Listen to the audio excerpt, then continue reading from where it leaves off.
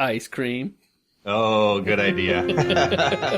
How many ice cream cones does it take you to get through one issue of Infinite Kung Fu? That's funny. Now, I like this Infinite Kung Fu. It was good. Oh, wasn't it? Not to spoil my ranking or anything, but I did like it. You did like it. I did like it too. I liked all 459 pages of it at one time. Nice. Yeah, I like the first 28 or whatever it was. Right on. Here we go. Hi, and welcome to Seattle's #1 comic book podcast. This is the podcast that is dedicated to the first issue of your next favorite comic, and I'm Larry. I'm James. Issue. God, I do it every time I step on. I should get some editing. Episode 104. We're 104 episodes old, and this week we're going to be talking about Infinite Kung Fu. Did you read it? I certainly did.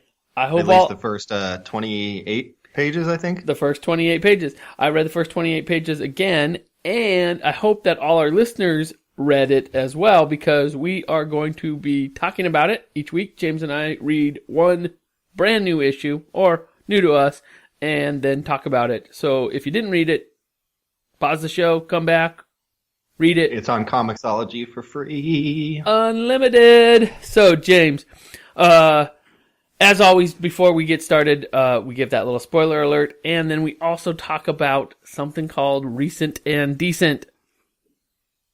All right, Larry, what's your recent and decent this week? This is from Marvel Comics. Brian Michael Bendis wrote it, and a bunch of people did the art. I'm not going to go through. Collaborative art? Yes, there's a lot of collaborative arts. It's 42 like jam pieces, or like people did different pages? Different pages, just a lot of different artists, It was 42 pages. It cost me $6. It was kind of expensive, but it's issue 600 of Invincible Iron Man. Oh. Now, Larry, do you know I watched all 3 Iron Mans within the last week and a half? Then you should get this issue, because you will totally enjoy it. All of your favorite characters from the Iron Man franchise are there, and they're all. Iron Man there? And Iron Man is there. He's my favorite. He's invincible, and the title spoils some of the interior. It's like a reveal that. I loved it. It was super fun. Amazing art. Lots of crazy artists. Lots of crazy arts. And just such good writing. Brian Michael Bendis, Nice. Give me a break. He knows what he's doing. It was super Have we read fun. Anything by him before? We haven't, and I think we're going to remedy that soon. I But, like that suggestion, Larry. But this was super fun. It's a comic book in the broadest terms. I mean, like, everything that you expected to be like, oh, I don't know what a comic book is. Put this in your hands. I wish I got it in physical form, because I know that it would have been like tastier. All right. You spent $6 and you didn't even get the physical, Larry? No, I bought it on the digital, but it is good stuff. It might have been, it was $6. All right, don't tell my wife. Invincible Iron Man, number 600. Funky Jams, take us out. All right, James. Hey, do that funk. Infinite Kung Fu. What was your favorite page? What was my favorite page? I like the character page, actually. I really like it when there's a good intro to all the... we've seen it... I guess we saw it in the Avengers last week. Not the... Infinity Avengers. I guess it's Avengers. Yeah, there's a little map. Where there's a little map of all the characters that you're going to see. And to me, it's such an efficient way of establishing a character without having to put a whole create a scene around their introduction or show off their, just put a little blurb at the front, give me the look of each character. This is such a great blurb, and it's not even each character. This is just the masters, the immortals. Yes. So there's 8 immortal kung fu masters. And we can't spend too much time on this, but I'm just going to tell you that I've read this like 2 or 3 times, and each time it chuckles me. I chuckle. Yeah, it's a little bit of comedy in it. So like, I'm always looking for setting the tone of the piece. Like, is it going to be violent? Is there going to be sex? Is there going to be swearing? Is it going to be kind of comedy? How serious is it? And it's a little bit funny, a little bit serious. I wouldn't say it's that violent. I mean, there's some violence. No, it's definitely violent. Sorry, I should have said it is violent. Yeah. But I wouldn't say there's very much sex or blood. Was there much blood? No, but there's some gooiness to some of the like what happens in the first story. Yeah. Well, and we'll get into that. But it sets a nice tone just by introducing all these different, and you get to see kind of the range of their immortal powers, which aren't crazy powerful, which I like. Like, sometimes they make the masters a little bit too powerful for me. But, this, like, one guy, he knows nothing about the meaning of money, and upon receiving any, scatters it upon the ground.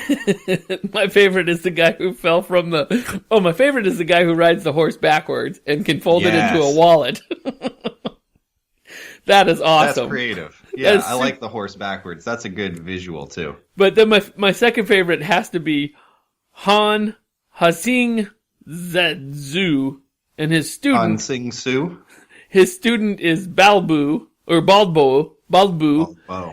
And he got his powers when he fell out of a sacred peach tree. That's great. It does. Each master also has a student. Yeah, which is important in our first story. But but before we get there, let's talk about the art. Let's talk about the setup, because the setup is this world that is ruled by martial arts. Yes, and it's not like a historical, like, samurai story. First of all, I think it's Chinese, right? Right. But it's more like a future where martial arts are more powerful and technology has kind of gone by the wayside. Exactly. This is so cool. And then so we get this giant burst of 8 different immortals, and each one has their own students. And we're all fists fly, limbs are lost, and blood vessels burst in this tale of furious rivals. And they're all coming together. Supernatural masters come together to fight one another. And at one point, this is the overall story arc here. One guy like falls out from his master and goes on his own. Ooh. So it seems like it's kind of a set of small stories, maybe similar to like classic Usagi. Yeah. Maybe I'm just seeing that because it's like the martial art element. But in this first story, we don't see all the masters. We see 2, or is it 3 of the masters? We see 2 students and 1 master. Oh, no, we see 2 masters. We see 2 masters and their 2 students. Yeah. Yes. And they're going to visit an old friend who needs their help. Yeah. Oh, actually, right? You just saved me here because... Bless you. Thanks. You just saved me here because there are 2 masters and 2 students. And the whole time I kept thinking, why does this one master have 2 students? It's almost as though this one master was invisible the whole story. Why did I not see that there were 2 masters visiting? So we got the one-legged master, Iron Crutch, Lee. And then the other one I'm going back to the map page just so I can find out who that guy is.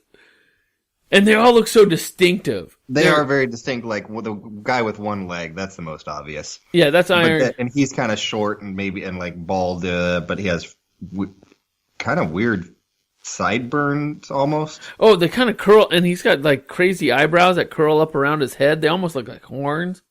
Yeah. And then the other guy's like kind of tall and skinny, and he has like a beard, like a really thin face, and then a long beard that's as wide as his face. So is he Liu we Tin? didn't mention, but I read it. I'm sorry. Is he? Is he Liu Tin? Oh, we didn't mention that the author. I meant. Did you read the thing at the beginning about the author? No, that was too much it's too small on my machine here. Yeah, I usually skip over it, but I got a little bit intrigued. So he's actually like a famous martial artist who was in a bunch of kung fu movies.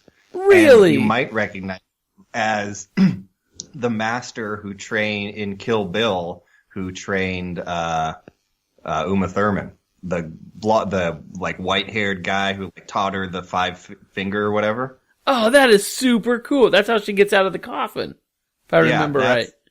He's the guy, that old guy. He's not actually that old, but he's pretty old. He's the author of this book. Oh, that is super cool.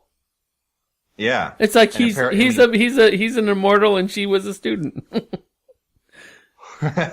So I think that he knows his stuff. I think this guy is Lu Tung Pin. If I'm looking at the Tung Pin. Maybe. Yeah, that looks right. So they come upon this farmhouse, and I love this scene when they're eating, because I love like the idea of these guys saying tasty. So the two apprentices, or the two students, they're not as held back, or they're not as like reserved. So they're eating this tasty meal, and then they're like, "What made this food so tasty?" And the old master who owns the house or whatever, Cleaver Chen, he's got this like magic vial of the petals of a flower or something that only blooms once every 100 years. Yeah, 300 years or something like that. 300 years. Yeah, and only people in his family even know where it is. But just a pinch added to every food. So, of course, these guys, they don't play by their rules, and they just like snatch the whole vial from them and put it in their food. But it's also like it can also affect their internals and cause paralysis, death, who knows? But they eat a whole bunch of this stuff. Yeah. So their masters, after they quickly gobble them up, their masters are like, "What are you doing? Like, what are you, stupid? That could be poisonous. And you don't know this, but we came here to fight, and you're about to be sick. So enjoy the fight, I guess. But let's you're get gonna it have to started do it anyway. Let's get started. We got fighting to do." And they're like, "Oh, so these two apprentices are great. They're just like, oh no, we're fighting. Oh, and oh no, they say kill ? And then they get invited to go down into this deep cellar where the master of this house, who's owned this house for centuries, his family has owned this house for centuries, is this amazing butcher, amazing chef, but they have a reoccurring problem with the ancestors coming back to life and causing static. And they do a really cool job of describing like a new type of zombie. So their idea, it's like they wove reincarnation into zombies. So they're like, oh, instead of like a demon or like a restless soul after you die, you go back as like a beetle or a butterfly or something. Some demons aren't strong enough to come back as like full animals. So they come back and they find these dead bodies to rejuvenate, because they're not like full spirits. They don't have the full power to come back, or else they just drift around in limbo, I guess. It was a really cool, like, I'm only getting a part of it, but like, it was a really cool description of this new kind of zombie. Yeah, it's neat too, because the zombies will work a body until the physical form can't work it anymore, and then they find a new body. And they start coming out of the woodworks here, literally.